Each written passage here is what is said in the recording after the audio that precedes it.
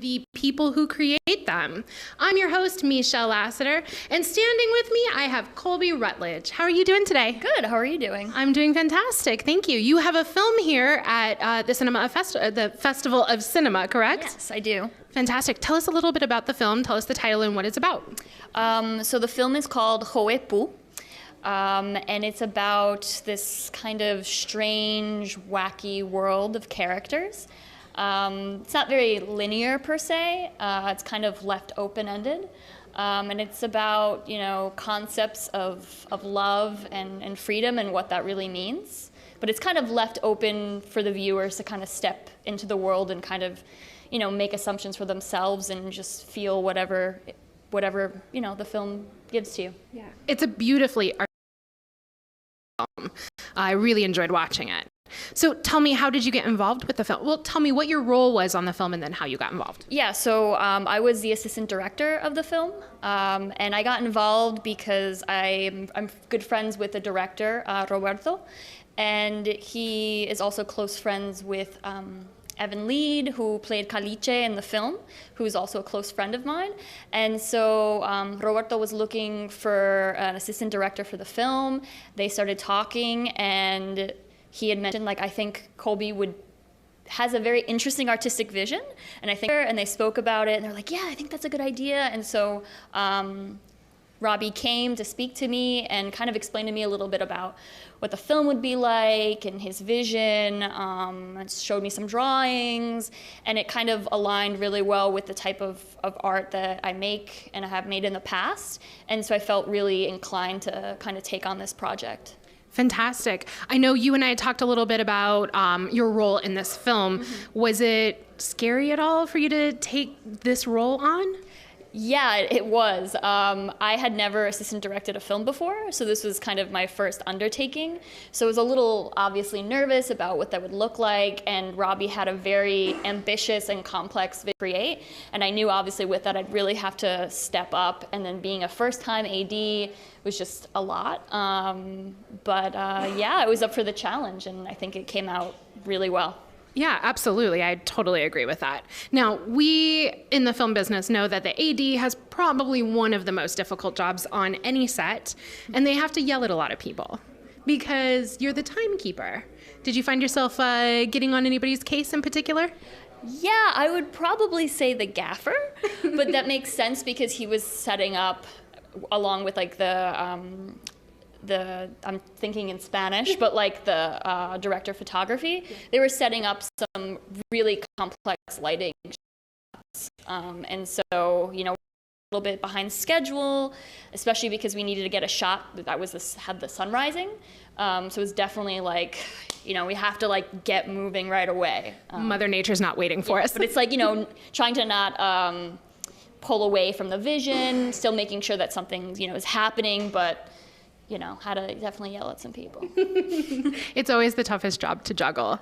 Now, you did talk about lighting a little bit, and there's a scene where there's a Caliche who shows up kind of in the background of the scene that's coming up. And it's so I had to rewind it 3 times because I was like, where'd you pop out of? Tell us a little bit about setting that up. Yeah, so this is a pretty complex shot because it was about a 11-minute single take. And it was a big space, we had an open field. So this was an old abandoned train station, but outdoors, obviously. So we had a shot of Brian, one of the main actors, who was coming in, and then Caliche coming out of the abandoned train. And so it just was a really, really wide, big space. And when I mean abandoned, there was wild horses there. So, did you guys have any run-ins with the wild horses?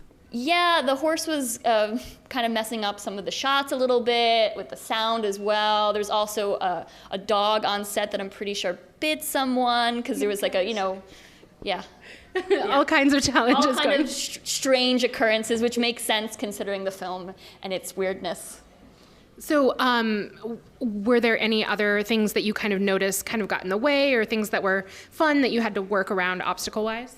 Yeah, so one of the scenes, which is the rat dancing scene in the film, was in an old person's hospital, and it had an old wing building that wasn't being used anymore. So it was kind of strange because you would go in there and there's like a lot of old people and they were living there, but then we were going to this closed off section of this hospital-like space, and the floors actually had some holes in it. So we're working in this space where like people were dancing and moving, and we're like, if we go too far down, we might break this floor. So we're working in a very unstable environment in this very intense dance scene that's like seductive, and so felt very on the brink of death at times. Yeah. Sounds like it. Your actors were phenomenal. They obviously had to work with some challenges and dog bites, horses, holes in the floor. Can you tell us a little bit about what it was like to work with your actors and maybe how you guys found them? Yeah. So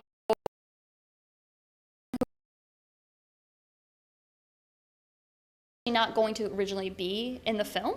It was going to be played by an older. So months and months of working on the script to get it to be as colloquial as possible to Argentina. And then the actor who was going to play Caliche ended up having a heart attack. So Robbie, the director, had to kind of rethink his whole vision, and Evan, taking on this role, had to really like put his whole soul into this and transform himself, because he's not Argentine and he's originally from the States, and so trying to be as true as possible to this character, and yeah.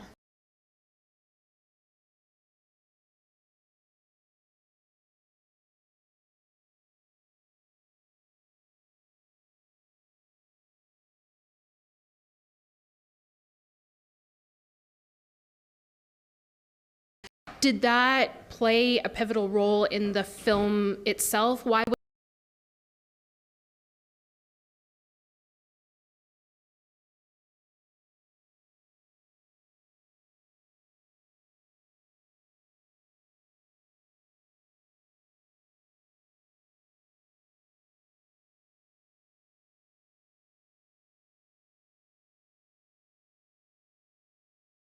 candy, and that's like the typical sort of garb holder for like candies and cigarettes and things like that. So that's like very particular to Argentina.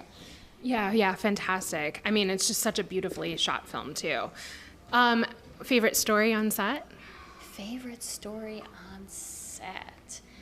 I kind of threw that one in there, guys. Ooh, well, I will say that Eva, who played the main actress, she was in a very like vulnerable position, naked at times, and everyone was in this basement, and it just turned into like a sauna, and it was really hot. So I think people were starting to the emotions were rising, and people were getting at points where they felt like they were going to pass out.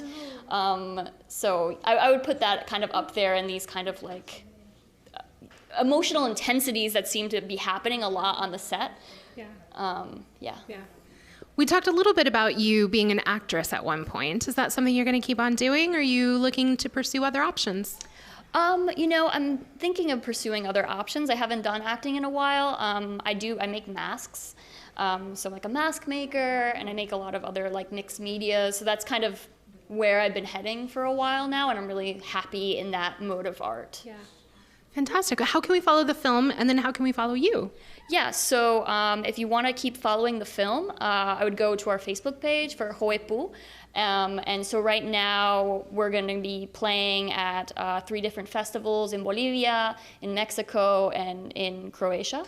Don't have the dates or anything for that yet, but if you go to the Facebook page, you can follow what's happening with the film. And for me, I don't know. I'll remain mysterious. That's perfectly okay. Can you give any of our future filmmakers any advice, anything that you learned on the film that maybe you wish you would have known or done differently, or just anything that you learned that you'd like to share?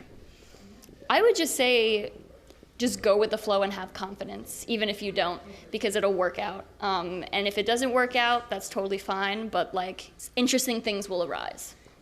Fantastic. Well, thank you so much for being here. Congratulations on having your film here at the Festival of Cinema. I mean, just absolutely amazing. Yeah. Thank you so much. Yeah. Thank you. Guys, stay tuned. We'll have another episode coming up for you, and we'll see you soon. All right, great job. Thank you so much.